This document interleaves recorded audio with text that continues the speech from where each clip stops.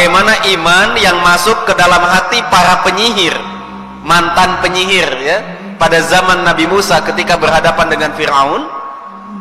Iman yang baru masuk, yang baru seumur jagung, itu membuat sebuah perubahan yang dahsyat dalam jiwa mereka. Bahkan ketika Fir'aun mengancam, apakah kalian beriman kepadanya sebelum aku mengizinkan kalian untuk beriman? Kalau kalian tidak berhenti untuk beriman, aku akan menyalib kalian, aku akan memotong tangan kalian, aku akan memotong kaki kalian, bahkan akan aku pisahkan kepala kalian dari leher-leher kalian. Itu ancaman Fir'aun dulu begitu.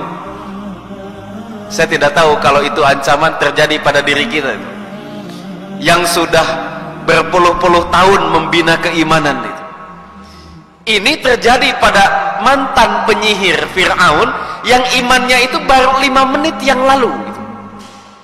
Imannya itu baru 5 menit yang lalu.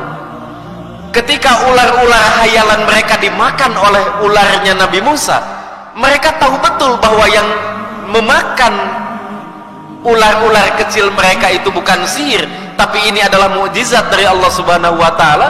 Kemudian mereka memutuskan untuk beriman. Baru 5 menit imannya langsung dihadapkan pada sebuah tantangan yang luar biasa. Ancaman akan dipotong tangannya, dipotong kakinya, bahkan dipotong lehernya oleh Fir'aun. Tapi apa yang dikatakan oleh para mantan penyihir itu? Faqdi ma anta qadin innama taqdi hadhil hayatid dunya. Silahkan putuskan apa yang engkau mau putuskan, saya nggak peduli. Sesungguhnya engkau hanya memutuskan di dunia ini. Iman itu, iman yang baru 5 menit yang lalu itu membuat perubahan dahsyat. Ada orang yang nggak takut mati, Pak. Tidak takut dimutilasi gara-gara iman yang baru 5 menit. Atau iman yang pernah merubah kehidupan Sayyidina Umar bin Khattab radhiyallahu ta'ala anhu, ketika beliau pernah mengatakan, dulu sebelum beriman Muhammad adalah orang yang paling aku benci. Sekarang setelah beriman, demi Allah dia adalah orang yang paling aku cintai, bahkan lebih daripada aku mencintai diriku sendiri. Iman itu. Jadi ini aset luar biasa, sangat berharga itu. Siapapun yang menginginkan adanya perubahan dalam kehidupannya, kehidupan dalam rumah tangganya, perubahan perilaku anak-anaknya, perubahan perilaku masyarakatnya, kata kuncinya adalah iman. Dan ini bukan hanya sekedar teori, sudah dibuktikan oleh manusia sepanjang zaman. Iman itu merubah segala sesuatu. Iman itulah yang kemudian membuat seorang sultan di Mesir, Sultan Qutus itu, ketika dikirimi surat oleh Hulagu Khan yang sudah menaklukkan berbagai macam belahan dunia termasuk Baghdad itu, dikirim surat, apakah engkau akan menyerah atau akan aku jadikan engkau sebagaimana saudara-saudaramu di tempat yang lain. Baghdad itu sampai banjir darah ya, sampai sungai-sungainya hitam dengan tinta para ulama, sampai tanah-tanahnya memerah dengan darah para syuhada itu Baghdad. Dan bukan cuma dunia Islam yang saat itu mendapatkan teror dari Hulagu Khan itu, semua penjuru dunia itu mendapatkan perlakuan yang sama. Tinggal yang tersisa itu satu kekuasaan kecil di Mesir yang saat itu dipimpin oleh Sultan Qutus itu. Ketika utusan Hulagu Khan itu datang, dia potong tangannya, kemudian dia gantungkan di gerbang kota Kairo. Apa yang membuat beliau bisa melakukan seperti ini? Iman. Iman kepada Allah Subhanahu wa ta'ala. Iman itu pula yang membuat dulu Sultan Mehmed II, Sultan Muhammad Al-Fatih itu berhasil menaklukkan Konstantinopel itu gara-gara iman. Sampai Dr. Ali As-Salabi itu menulis dalam bukunya, sebenarnya yang menaklukkan Konstantinopel itu bukan Muhammad Al-Fatih, tapi gurunya. Gurunya itu seorang ulama namanya Syamsuddin Aq, yang ketika blokade Al-Fatih itu dihancurkan oleh para prajurit Konstantinopel, kemudian banyak orang yang mati, kemudian parlemen Turki Utsmani mengirimkan surat agar Al-Fatih pulang. Al-Fatih itu sudah goyang-goyang mau pulang. Kalau seandainya tidak ada seorang guru yang menanamkan iman, innallaha azza wa jalla al-mu'izzun nasir, kenapa pulang? Yang akan memberikan kemenangan bukan tentaramu, bukan parlemen, bukan DPR itu, bukan yang lain-lain. Allah azza wa jalla al-mu'izzun nasir, dialah yang memuliakan, dialah yang menghinakan, dia yang memberikan kemenangan, dia yang akan memberikan kekalahan. Semuanya berputar, berporos pada Allah subhanahu wa ta'ala. Ini yang membuat beliau kemudian mengazamkan kembali serangan pada Konstantinopel, sampai kemudian dicatat oleh sejarah sebagai bagian dari peradaban, peristiwa paling gemilang yang pernah ada dalam peradaban kita, iman. Sebab itu hari ini kita akan melihat salah satu fenomena iman, yang dicatat dalam sebuah kisah yang epik. Ini kisah bukan kisah bohongan, ya. Kisah ini ditulis di dalam perjanjian lama, perjanjian baru. Kisah ini ditulis di dalam Al-Quran. Kisah ini ditulis di dalam hadis Nabi SAW. Jadi bukan cuma kita nih yang percaya dengan kisah ini. Orang-orang Yahudi dan Nasrani itu percaya dengan kisah ini, karena kisah ini ada di dalam kitab suci mereka. Dan kita menemukan kisah ini ada di dalam surah Al-Baqarah, ada dalam beberapa surat yang lain. Yang akan kita baca detailnya adalah di dalam hadis Nabi SAW yang diriwayatkan oleh Abu Hurairah. Saya bawakan kitabnya dari Riyadhus Shalihin ini, Pak. Ya, Riyadhus Shalihin, kitab paling populer sejagat raya. Ya. Jadi pernah ada yang melakukan survei, kitab apa yang paling populer di jagat raya ini? Ternyata ini nomor 2. Kitab Riyadhus Shalihin itu nomor 2. Yang pertama adalah Kitabullah, Al-Quran. Ya. Kalau Al-Quran kan jelas ya, di mana-mana orang harus belajar Quran dong. Ya, sebelum yang lain-lain. Nah, ini adalah kitab populer nomor 2 setelah Al-Quranul Karim. Ya, dipelajari, orang NU belajar ini, orang Muhammadiyah baca ini, orang mana lagi Salafi baca ini juga. Ya, di berbagai macam pesantren bacanya kitab ini juga. Di Mesir dulu saya belajarnya kitab ini juga. Jadi kitab ini memang dipelajari di banyak tempat. Kemudian Al-Imam An-Nawawi menuliskan kisah ini dalam Babus Sidqi, dalam bab kejujuran. Dalam bab kejujuran, karena salah satu muatan dari kisah ini adalah tentang kejujuran, ya, tentang larangan melakukan ghulul, pengkhianatan, penggelapan, korupsi dan lain sebagainya.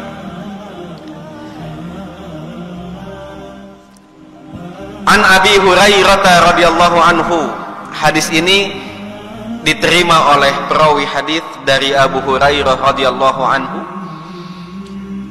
Beliau berkata, qala Nabi sallallahu alaihi wasallam, Nabi sallallahu alaihi wasallam bersabda, ghaza nabiyyun minal anbiya salawatullahi alaihim. Ada seorang nabi berperang. Ada seorang nabi berperang. Siapakah yang dimaksud nabi ini? Para ulama berbeda pendapat. Ada yang mengatakan tidak perlu dicari lah, toh nama itu nggak penting. Yang penting dalam kisah itu adalah jalannya peristiwa dan apa yang bisa kita petik dari peristiwa itu.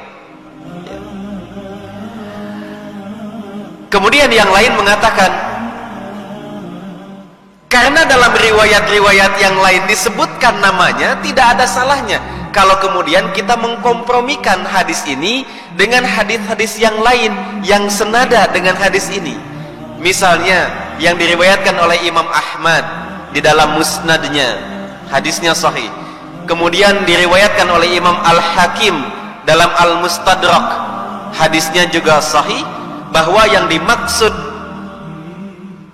nabi di sini adalah Yusha bin Nun.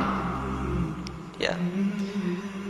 inna syamsa lam tuhbas li ahadin minal bashari, sesungguhnya matahari tidak pernah ditahan untuk seorang manusia illa li Yusha ibni Nun, kecuali untuk Yusha bin Nun safar ila baitil muqaddas, ketika beliau melakukan perjalanan peperangan ke Baitul Maqdis.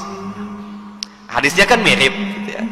Jadi kata para ulama, sebagian ulama, tidak ada salahnya kalau kita menggabungkan hadis yang ini dengan yang diriwayatkan oleh Imam Ahmad, dengan yang diriwayatkan oleh Imam Al-Hakim, bahwa yang dimaksud Nabiyun di sini adalah Yusha bin Nun. Beliau itu adalah cucu ketiga dari Nabiullah Yusuf alaihissalatu wassalam. Berarti benar apa yang dikatakan oleh para ulama bahwa Nabi Ibrahim adalah Abul Anbiya, ayahnya semua nabi, karena semua nabi setelah beliau pasti keturunan beliau gitu, termasuk Yusha bin Nun bin Arfasim bin Yusuf bin Yakub bin Ishaq bin Ibrahim alaihi wassalatu wassalam. Kalau kita membaca surah Al-Kahfi dalam perjalanan Nabi Musa mencari Nabi Khadir alaihi wassalatu wassalam, ada di surah Al-Kahfi itu, wa idh qala Musa li fatahu la abrahatta ablugha majma'al bahraini au amdiya hukuba. Ketika Nabi Musa berkata pada pelayannya, pada muridnya, aku tidak akan berhenti berjalan sampai ketemu dengan tempat pertemuan dua laut. Nah, di situ janji temu dengan Nabi Khadir. Nah, pelayan yang dimaksud adalah Yusha bin Nun. Kalau kita membaca tafsir Al-Muyassar, membaca tafsir Al-Qurtubi, atau membaca tafsir As-Sa'di dan tafsir-tafsir yang lain, disebutkan yang dimaksud Al-Fatah di situ adalah Yusha bin Nun. Jadi beliau adalah muridnya Nabi Musa yang kemudian ditarbiyah, dididik oleh Nabi Musa, dikader sampai kemudian menjadi penerus beliau, melanjutkan estafet kepemimpinan untuk menaklukkan kota yang dijanjikan. Nah, kan asalnya kan kota yang dijanjikan itu diperintahkan kepada Nabi Musa. Nabi Musa bawa tuh Bani Israel untuk menaklukkan kota yang dijanjikan, karena mereka nggak mau menolak ya, sampai kemudian dihukum selama 40 tahun terlunta-lunta di padang Tih. Selama 40 tahun itu mereka melakukan, Masya Allah, perbuatan-perbuatan yang tidak Allah ridhoi.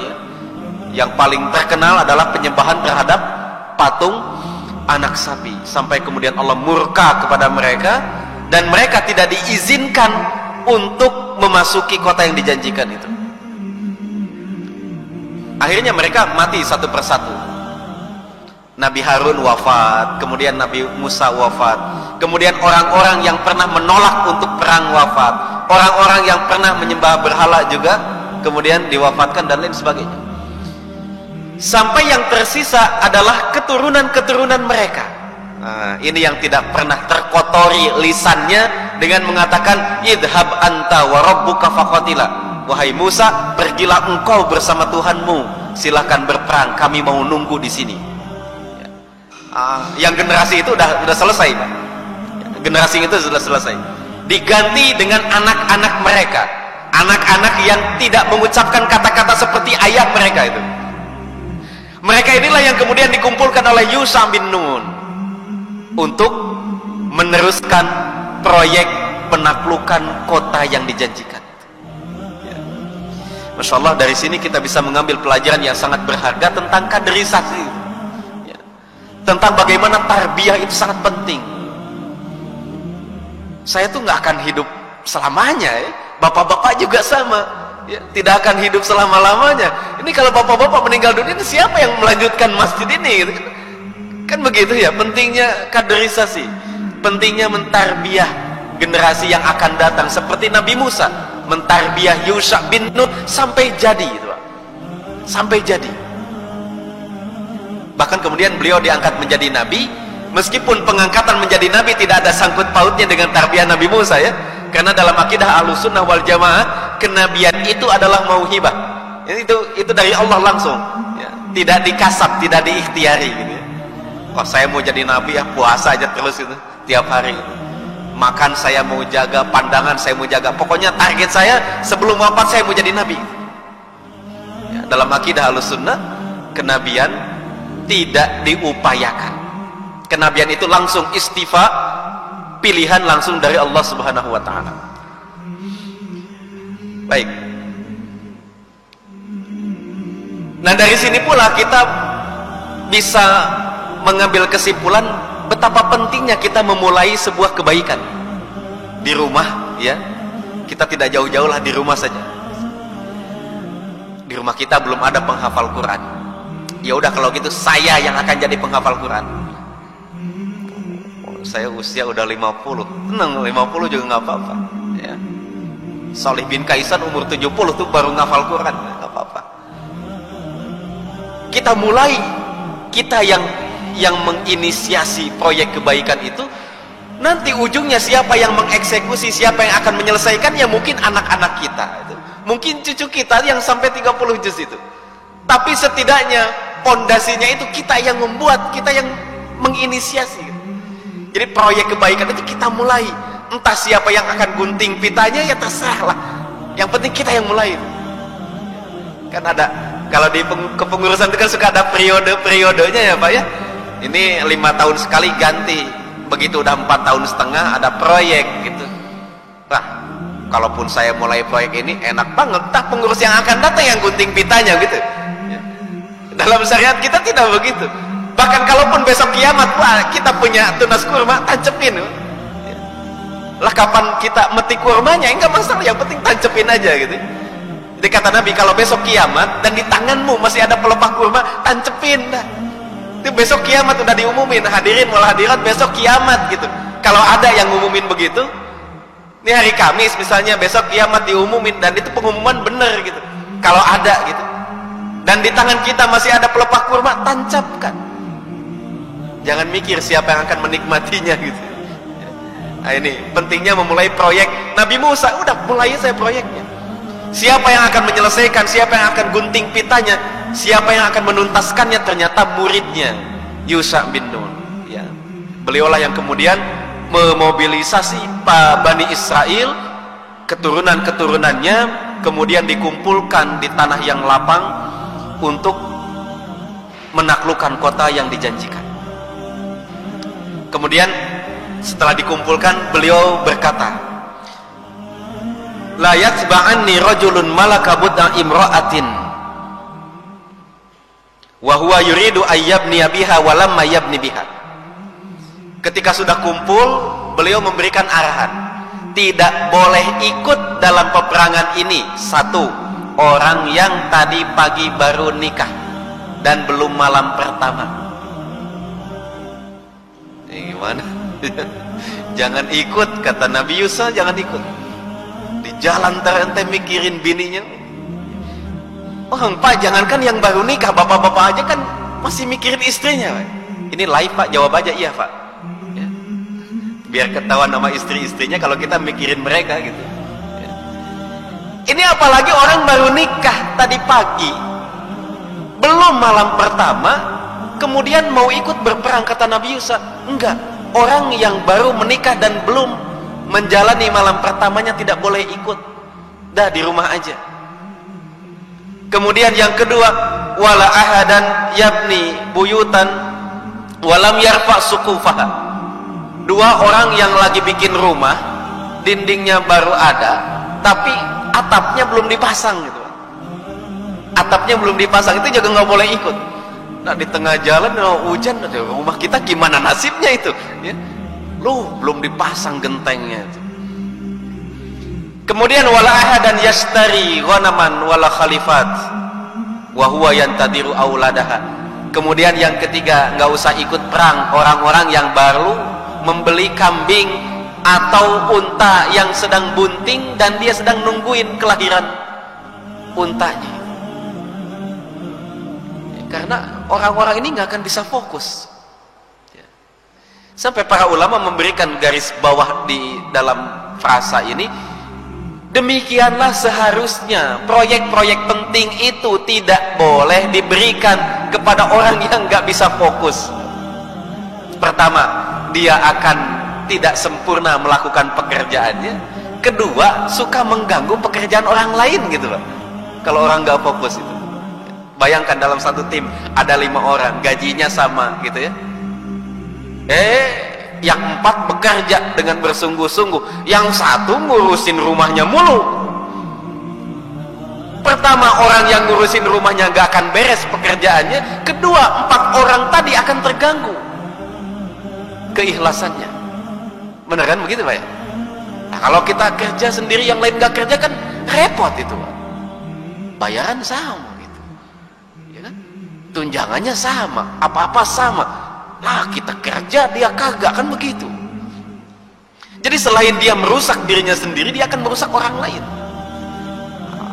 Makanya dalam hal-hal yang penting yang dibutuhkan konsentrasi, termasuk bahkan dalam syariat kita itu, Nabi SAW bersabda, la sholata bihadrati ta'am. Tidak ada sholat di depan makanan dalam kondisi sedang lapar-laparnya, kan begitu. Wala huwa yudafi'uhu al-ahbasan, atau orang yang sedang kebelet pengen BAB atau BAK. Orang mau sholat jamaah itu kan ibadah, tapi dia butuh fokus, dia butuh konsentrasi. Nah kalau kita kebelet gimana mau konsentrasi? Nah imamnya panjang dikit kan kita uring-uringan dalam hati itu. Udah tahu kebelet, imamnya lama lagi. Nah imamnya mana tahu kalau kita kebelet cuma lapar, makanan sudah tersedia, sholat isya udah azan, makanan sudah ada, perut kita tidak bisa ditunda, benar-benar tidak bisa ditunda, makan. Itu kalau sudah ada makanannya Pak. Kalau makanannya belum ada, kita masak nasi dulu, goreng kerupuk dulu dan lain-lain, nggak ada. Ini nggak bihadrati ta'am, itu memang ta'amnya sudah tersedia di meja makan kita, sudah ada, tinggal makan gitu. Ini saking pentingnya menjaga fokus, menjaga konsentrasi. Faghaza fadana minal qaryati salatal asri. Kemudian mereka berperang sampai tiba waktu asar.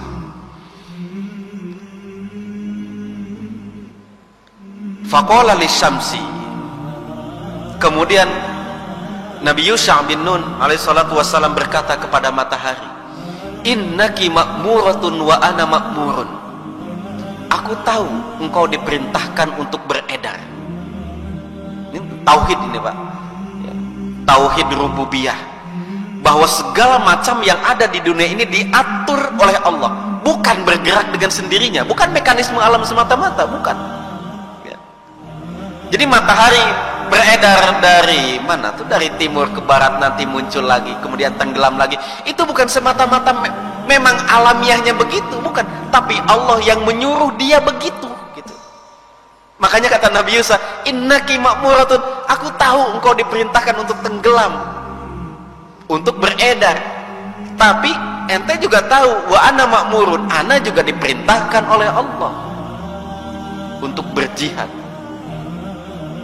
Lalu kemudian beliau berdoa, Allahumma ihbisha, ya Allah tahan dia.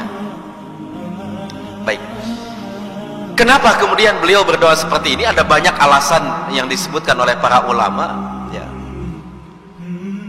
Kalau Al-Imam Ibnu Katsir mengatakan itu karena peperangan terjadi di hari Jumat, sudah masuk waktu asar, kemenangan belum diraih.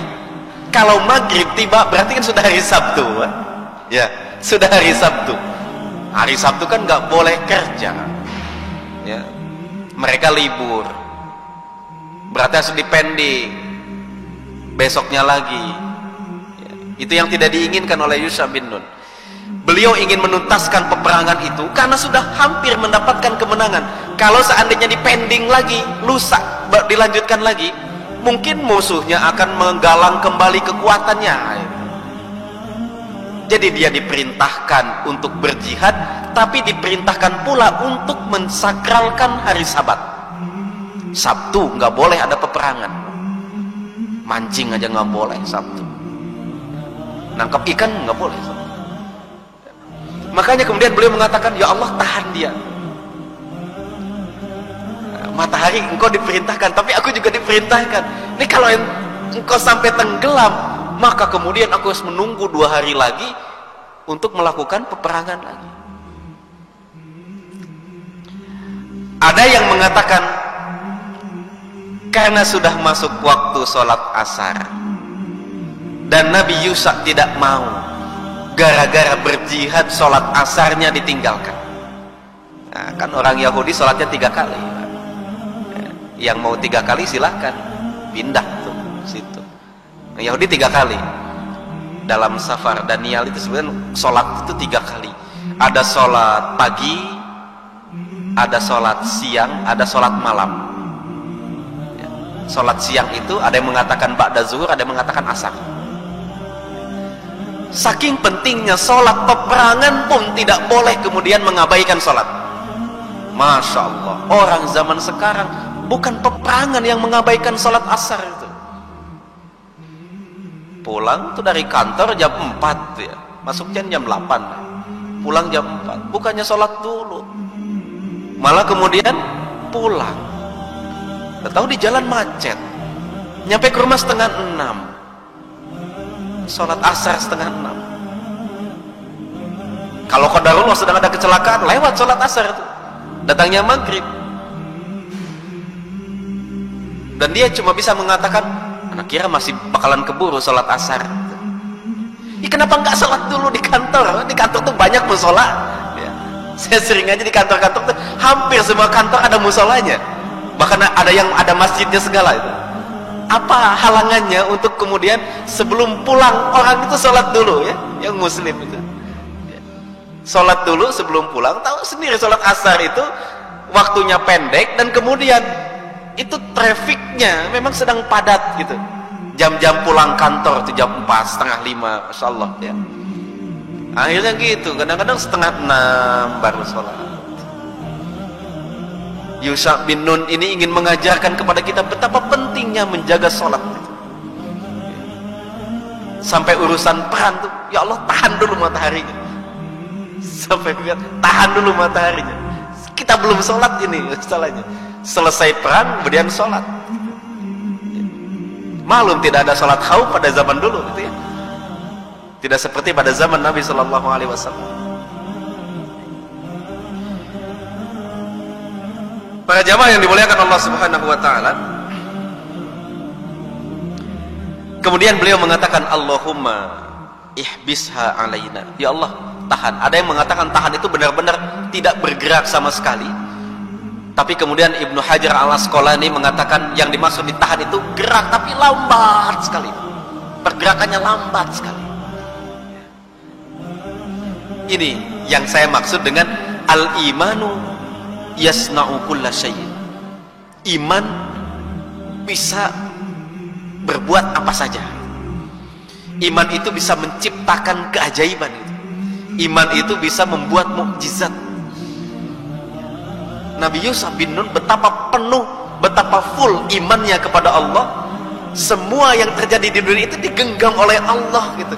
Jangankan cuma minta nurunin hujan, yang itu alamiah gitu, Pak. Itu matahari suruh berhenti aja bisa.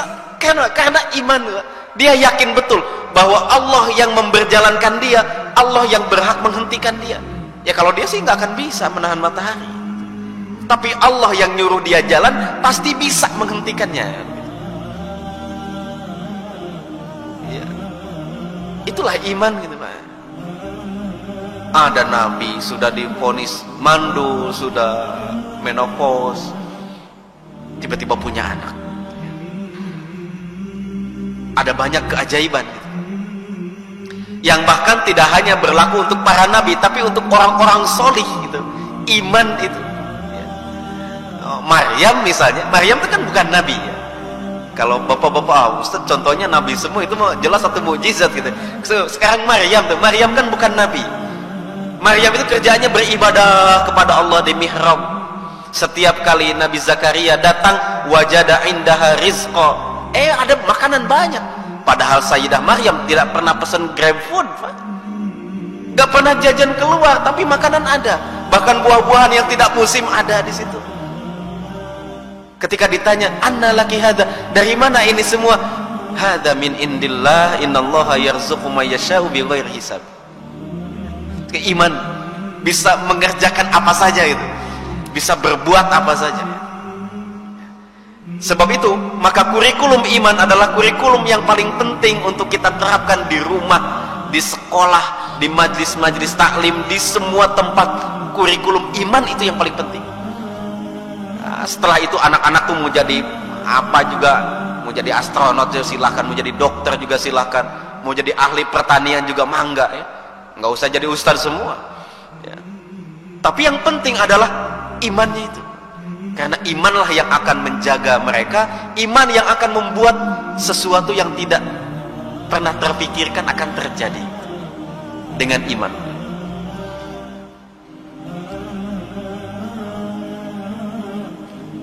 Bahkan bulatnya iman itulah yang akan mengantarkan orang pada cita-citanya. Dulu ada seorang Arab Badui datang kepada Nabi Shallallahu Alaihi Wasallam, "Ya Rasulullah, idzinli bil jihad. Saya mau jihad, izinkan saya." "Ya ayo. Apa motivasimu berjihad?" "Saya ingin mati di jalan Allah." Ya udah. Dia ikut perang, ternyata menang. Dianya nggak mati. Dibagi ghanimah oleh Nabi Shallallahu Alaihi Wasallam, dibalikin lagi. "Aku nggak butuh ini." "Terus apa yang kamu butuhkan?" "Aku butuh itu ada anak panah yang datang terus menancap di sini. Uridu an urma hahuna." Yang aku perlukan adalah ada anak panah yang datang dari musuh kemudian nancapnya di sini. Apa kata Nabi? "Intasdukillah yasduka." Kalau kamu benar, yakin, iman gitu ya, percaya 100% gitu, itu bakalan kejadian.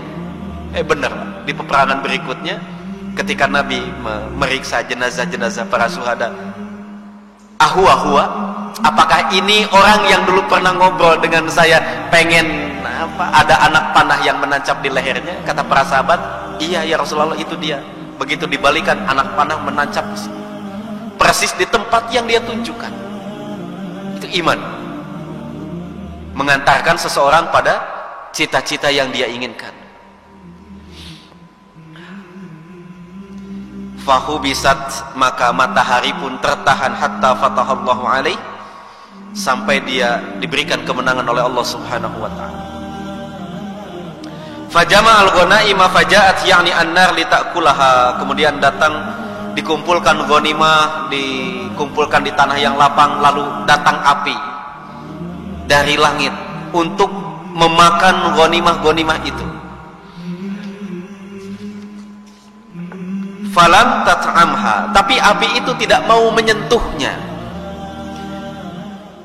Zaman dulu, salah satu tanda amalan diterima itu adalah ada api datang kemudian memakan apa yang dipersembahkan. Seperti kisahnya dua anak Adam itu, ya, ada yang kurban dengan biri-biri yang gemuk, ada yang kurban dengan hasil pertaniannya gitu ya. Itu kan tanda diterimanya, ada api yang datang kemudian memakan salah satunya. Pada zamannya Nabi Yusuf bin Nun juga sama, ada api datang dari langit untuk memakan ghanimah. Tapi kemudian api itu tidak mau memakannya. Kemudian beliau mengatakan, "Inna fikum ghululan." Ada yang curang di antara kalian. Sampai Allah tidak mau menerima persembahan kita, ada yang curang di antara kalian. Setelah diteliti, ada orang yang kemudian menyembunyikan harta ghanimah emas sebesar kepala kerbau, diumpetin. Ini namanya gulul. Gulul itu dalam istilah syariat, kalau dalam Mausu'ah Kuwaitiyah, kecurangan dalam harta ghanimah. Kecurangan dalam harta ghanimah. Kemudian para ulama memperluas arti gulul itu semua bentuk kecurangan terhadap aset publik, itu gulul. Harta ghanimah itu kan milik publik, milik umum ya, bukan milik perseorangan, itu milik umat gitu. Harta ghanimah itu sebelum dibagikan itu milik umat. Maka kemudian para ulama menyamakan, memperluas pengertian gulul ini, semua orang yang mencurangi, yang menggelapkan, yang mengkorupsi, yang mengkhianati harta-harta milik publik, itu namanya gulul. termasuk zakat. Kalau contoh-contoh zaman dulu kan begitu zakat. Ketika Nabi SAW berjalan di sebuah areal pekuburan, tiba-tiba beliau berkata, celakalah si fulan, celakalah si fulan. Lalu para sahabat bertanya, kenapa ya Rasulullah? Sungguh aku telah mengutusnya ke Bani Sulaim untuk mengambil harta zakat, dan dia makan 1 butir kurma tanpa seizinku. 1 butir kurma, bukan bansos, 1 butir. 1 butir berapa sih? Kurma berapa sekilo? Dia tuh cuma ngambil 1 butir kurma, tapi dikubur, dia diazab oleh Allah Subhanahu wa ta'ala gara-gara 1 butir kurma, harta sedekah yang dia ambil. Itu 1 butir kurma.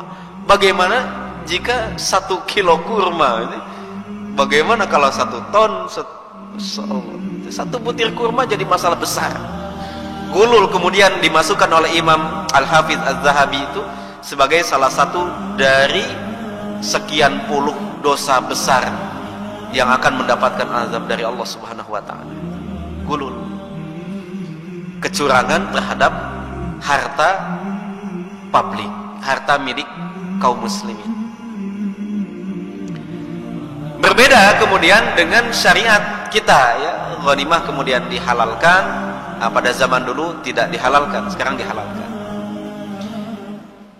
Baik, para jamaah sekalian yang dimuliakan Allah Subhanahu wa ta'ala, maka setelah kemenangan itu kemudian dikatakan kepada Bani Israel yang baru saja memenangkan peperangan ini, masuklah kalian ke dalam perkampungan itu, tanah yang dijanjikan, dengan bersujud. Kemudian katakanlah oleh kalian, hittatun naghfir lakum khotayakum wa idh qulna dkhulu hadhil qaryah faqulu minha haitsu situm ragada wadkhulul baba sujjada wa qulu hittatun naghfir lakum khotayakum wa sanazidul muhsinin. Ini akhlak kemenangan. Jadi kalau udah menang itu jangan petantang petenteng. Masuknya aja harus dengan kondisi sujud, penuh dengan ketawaduan. Ini yang dipraktekkan Nabi SAW ketika beliau membuka kota Makkah. Apakah dengan membusungkan dada beliau memasukinya? Enggak. Beliau tertunduk sampai janggutnya itu menyentuh bulu-bulu keledai tunggangannya. Coba, sampai janggutnya menyentuh bulu keledai tunggangannya. Menunduk lah, enggak petantang petenteng gitu. Enggak konser juga. Jadi menyambut kemenangan itu dalam akhlaknya, dalam surah An-Nasr itu, fasabbih bihamdi rabbika wastaghfir, perbanyak baca tasbih, perbanyak baca tahmid, dan perbanyak istighfar kalau udah menang gitu. Nah, kemudian para ulama mengatakan begitu, habis gajian, habis pencairan proyek, itu kan kemenangan dulu, Pak. Kemenangan meskipun tidak dalam bidang pertempuran, tapi itu kan kemenangan tuh. Aduh, jangan begitu. Terima dengan penuh ketawaduan, kemudian perbanyak istighfar. Perbanyak istighfar. Ya. Setiap kali kita mendapatkan sesuatu yang kita inginkan, itu kan artinya kemenangan bagi kita. Jangankan ketika kita mendapatkan hal-hal yang sifatnya material, Pak. Ketika kita menang melawan hawa nafsu, tuntunan syariat itu istighfar. Tadi habis sholat, apa yang kita lakukan? Istighfar. Ya, itu contoh dari Nabi SAW. Habis sholat itu, kita tuh menang melawan nafsu kita tuh. Pengennya kan nggak sholat gitu kan. Pengennya tuh yang lain-lain. Begitu selesai sholat, istighfar. Akhlakiyatun nasr, akhlak menyambut kemenangan itu begitu. Menang nih kita melawan hawa nafsu, istighfar, perbanyak istighfar. Habis ibadah haji itu muter-muter semua segala macam ritual manasik haji selesai, apa yang dilakukan? Istighfar. Istighfar yang banyak. Kenapa? Karena terkadang dalam perjuangan kita mendapatkan sesuatu, ada hal-hal yang tidak diridhoi Allah di dalamnya. Begitu ya. Kampanye tuh menang, istighfar yang banyak gitu. Kenapa? Terkadang ada hal-hal yang tidak Allah sukai gitu. Atau kita habis awal bulan dapat gajian, istighfar yang banyak. Kenapa? Karena terkadang selama 1 bulan kita bekerja itu ada banyak hal yang tidak Allah sukai gitu. Sampai datang uang itu ke kantong kita, ke rekening kita itu, prosesnya itu mungkin ada hal-hal yang tidak Allah sukai. Makanya perbanyak istighfar. Bahkan habis sholat, selesai sholat, mungkin dalam sholat kita ada hal-hal yang Allah nggak sukai ketika kita sholat itu. Makanya istighfar. Selesai sholat, assalamualaikum, assalamualaikum, istighfar. Itu ya. Ini yang dilakukan oleh Yusha bin Nun, kemudian diperintahkan kepada para prajuritnya. Tapi sayang, sebagian mereka kemudian mengganti kata-katanya.